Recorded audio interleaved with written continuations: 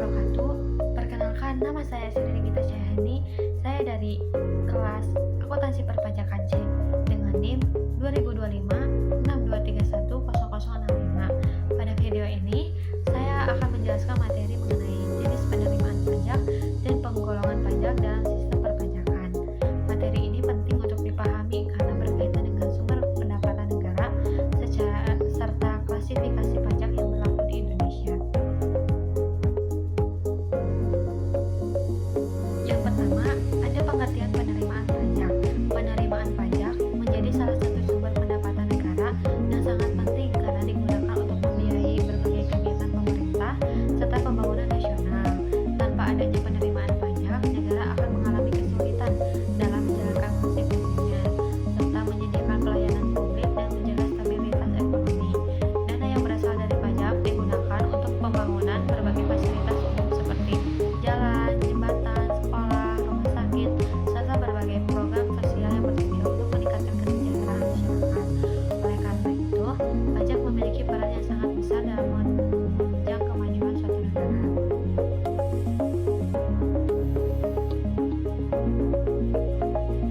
Lalu yang kedua ada jenis penerimaan pajak.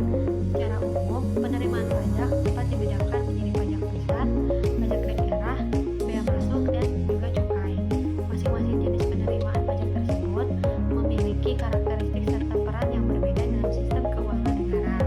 Pemerintah mengelola berbagai jenis penerimaan pajak ini secara terstruktur agar dapat digunakan secara optimal untuk kepentingan masyarakat.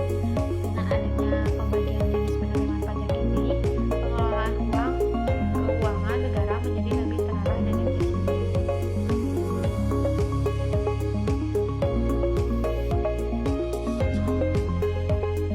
Lalu yang ketiga ada pajak pusat dan pajak daerah.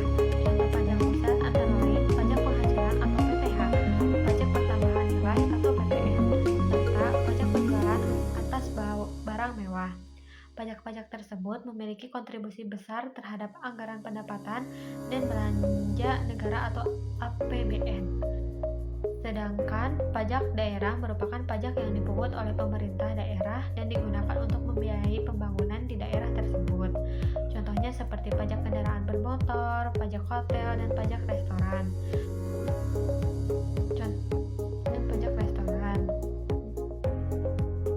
Pajak daerah berperan penting dalam membantu pemerintahan daerah meningkatkan pembangunan serta pelayanan kepada masyarakat di wilayahnya masing-masing.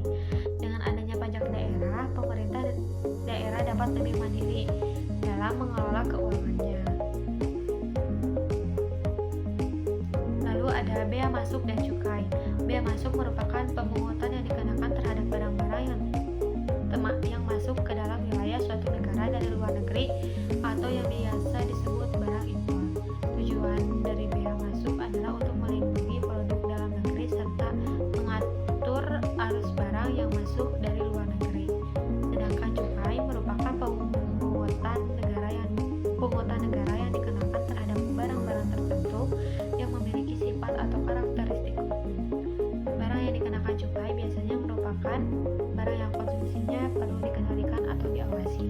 Contohnya adalah rokok dan minuman beralkohol. Dengan adanya cukai, pemerintahan dapat mengendalikan konsumsi barang tertentu sekaligus menambah penerimaan negara.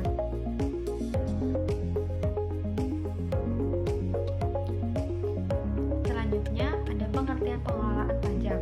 Tujuan dari pengelolaan pajak adalah untuk memudahkan dalam memahami berbagai jenis pajak yang ada dalam sistem perpajakan.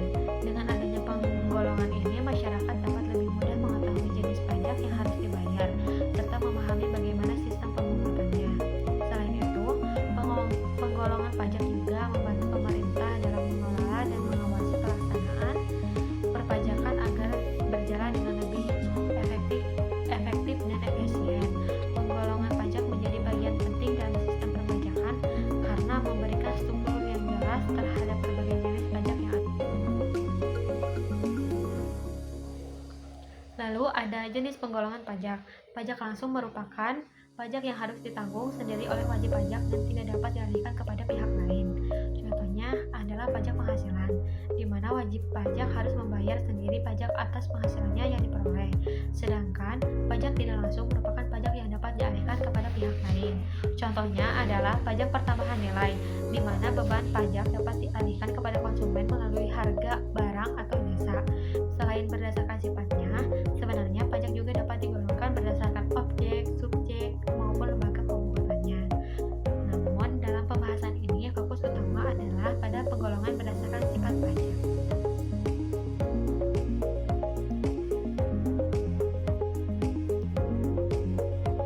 Yang terakhir, ada kesimpulan. Jenis penerimaan pajak terdiri dari pajak pusat, pajak daerah, bea masuk, serta cukai, yang masing-masing memiliki peran dalam keuangan negara. Selain itu, pajak juga dapat digolongkan menjadi beberapa jenis seperti pajak langsung dan pajak tidak langsung. Dengan adanya sistem penerimaan dan penggolongan pajak yang jelas, pengelolaan perpajakan dapat berjalan dengan lebih teratur, efektif, dan transparan. Sebagai warga negara yang baik, kita juga diharapkan dapat memahami dan memenuhi kewajiban perpajakan dengan benar sebagai bentuk kontribusi dalam pembangunan negara.